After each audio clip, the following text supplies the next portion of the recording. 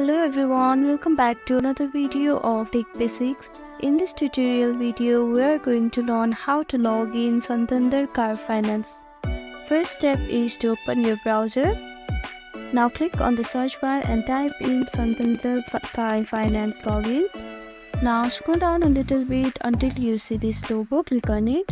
Now you need your username or your email and your password, so type in your username.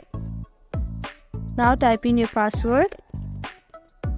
Now if you click on this box, then this browser will save the information, and if you want to sign in with one-time passcode, you can click here, and if you have forgotten your username or your password, you can click on this link and reset it. If you don't have an account yet, you can click on sign up for online access and create a new account.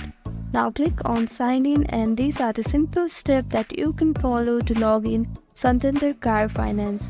Thank you for watching this video. I hope this video was helpful to you. Please do like, share and subscribe to our channel, and don't forget to comment down below. Thank you.